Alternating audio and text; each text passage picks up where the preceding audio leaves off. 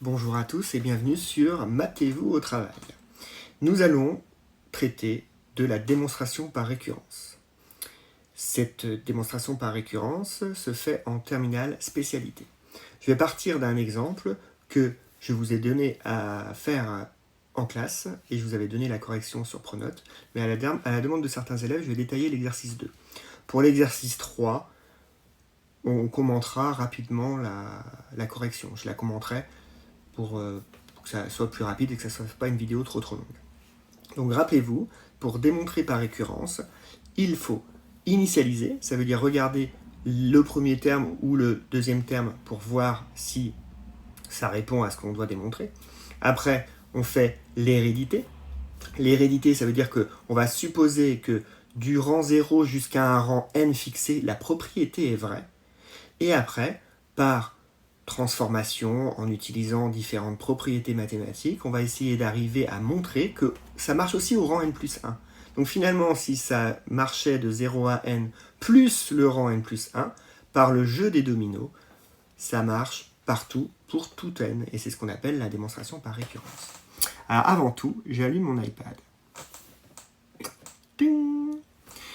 Donc, je vais placer les conditions. Donc on a une suite un, tel que, alors le TQ c'est pour tel que un plus 1 est égal à la racine carrée de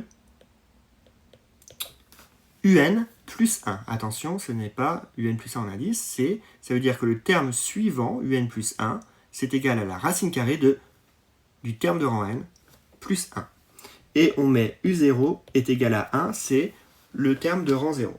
Donc là, on a la forme récurrente d'une suite, donc les termes de la suite se calculent 1 à 1. Pour avoir U2, il faut connaître U1, pour avoir U3, il faut connaître U2, et ainsi de suite.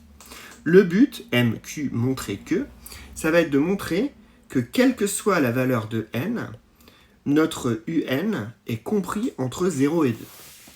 Bon, comme je vous le disais, premièrement, initialisation. Donc initialisation, on regarde soit simplement au rang 0, ou soit on regarde au rang 0 et au rang 1.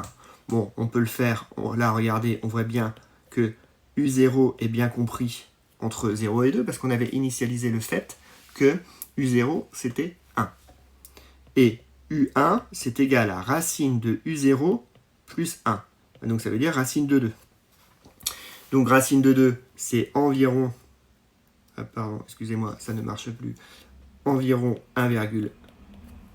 Donc on est bien encore entre 0 et 2, donc c'est vérifié.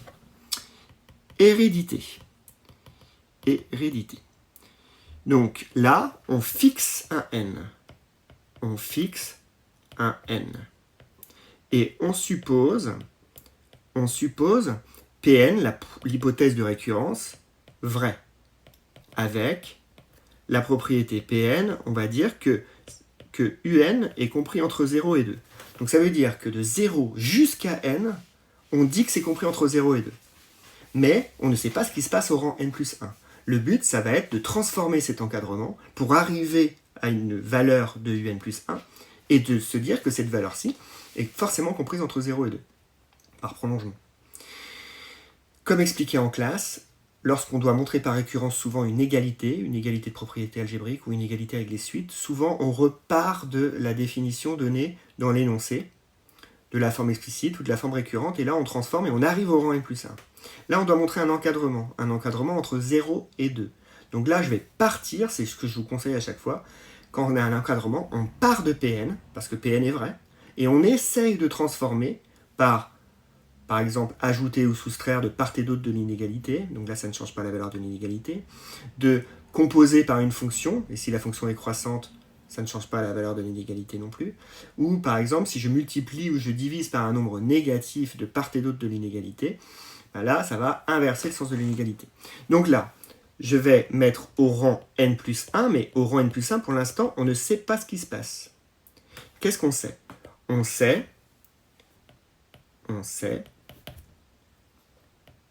que UN est forcément compris entre 0 et 2. Ça, c'est vrai. J'ai le droit d'ajouter 1 de chaque côté. Alors, pourquoi je le fais ? D'ajouter 1 partout. Parce que, regardez, attendez, je remonte un tout petit peu. Regardez, UN plus 1 est construit tel que c'est la racine carrée du terme de rang n plus 1. Donc je vais essayer d'arriver à transformer cette inégalité point par point pour arriver à ce un plus 1. Donc là, qu'est-ce qu'on a? On a pardon, c'est très moche, un plus 1 qui va être compris entre 3 et 1. C'est sûr, j'ai ajouté 1 partout. J'ai le droit de le faire, ça ne change pas mon encadrement. Et après, je passe à la racine carrée. J'ai le droit de le faire aussi parce que ça ne change pas mon encadrement, car la fonction racine carrée de x est croissante. Si la fonction que j'avais choisie avait été la fonction inverse, on sait que la fonction inverse est une fonction de référence qui est décroissante, là j'aurais inversé le sens de mon inégalité. Mais lorsque la fonction est croissante, ça ne change pas. Donc là, qu'est-ce que je viens de construire? Je viens de construire un plus 1, parce que un plus 1, rappelez-vous, c'est la racine carrée du terme de rang n plus 1. Et donc, on vient de prouver que ça, c'est compris entre 1 et racine de 3. On sait que racine de 3, c'est à peu près 1,7. Donc, en élargissant un petit peu l'encadrement, on vient bien de démontrer que un plus 1 est compris entre 1 et 2.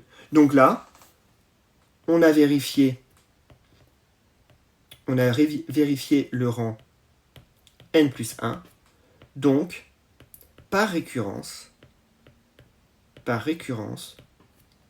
Pn est vrai. Notre Pn, ça veut dire que un était compris entre 0 et 2, c'est ce qu'on voulait démontrer, est vrai pour tout n. Donc vous voyez, c'est pas trop compliqué. On regarde le rang 0 et le rang 1, on regarde si c'est vrai. On suppose que c'est vrai au rang n, et on essaye de partir du rang n quand c'est un encadrement de Pn, et on essaie de transformer pour arriver à Pn plus 1 et montrer que c'est aussi vrai entre 0 et 2. Bon, j'espère que j'ai été clair. Pour la suite de l'exercice, je vais plutôt partir du document corrigé qui est sur Pronote et je vais le commenter. Alors là, ça sera dans la vidéo partie 2.